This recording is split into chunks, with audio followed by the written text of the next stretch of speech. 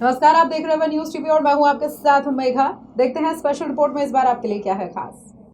पश्चिम बंगाल में चुनाव से पहले एक पुलिस अधिकारी को लेकर बड़ा विवाद खड़ा हो गया है। चुनाव आयोग द्वारा यूपी के आईपीएस अधिकारी अजय पाल शर्मा को बंगाल भेजा गया है।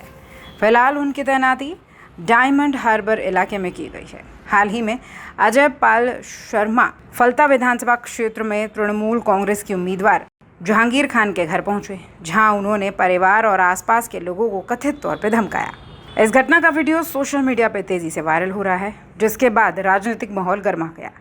मामले को लेकर हाई कोर्ट में भी याचिका दायर की गई, जिसमें आरोप लगाया गया कि अधिकारी मतदाताओं को प्रभावित करने और डराने की कोशिश कर रहे हैं।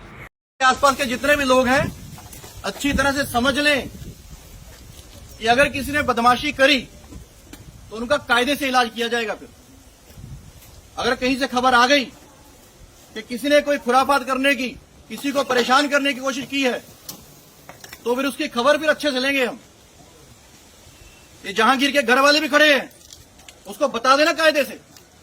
ये बार बार जो खबरें आ रही हैं कि उसके लोग धमका रहे हैं, तो फिर अच्छे से खबर लेंगे, फिर बाद में रोना पछताना मत।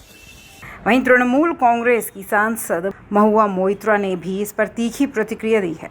उन्होंने सोशल मीडिया एक्स पर एक पोस्ट शेयर करते हुए आईपीएस अधिकारी अजय पाल शर्मा को टैग करते हुए कहा, ठंडा ठंडा कूल कूल, बंगाल में इस तरह की हरकतें बर्दाश्त नहीं होंगी।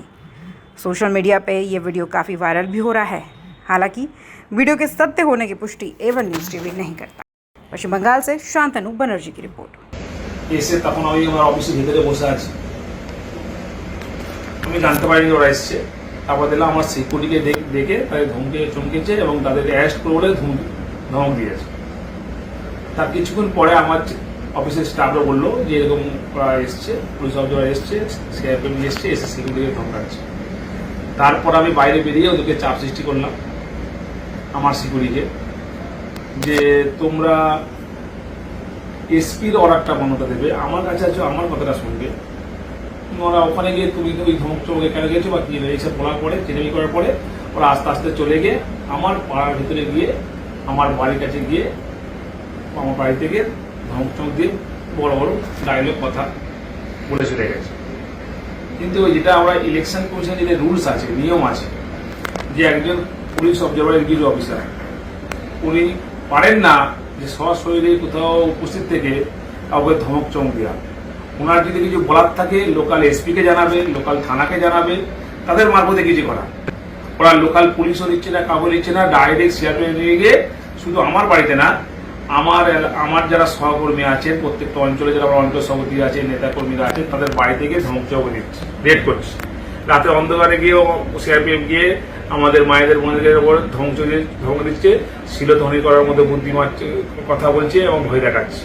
তাতে বাচ্চারাও ভয় পাচ্ছে, বাড়ির বয়স্ক লোকেরা ভয় পাচ্ছে। কিন্তু তৃণমূল কংগ্রেসের নেতা কর্মীদেরকে এই ধমক চমক দিয়ে ভয় দিকে রাখতে পারবে না।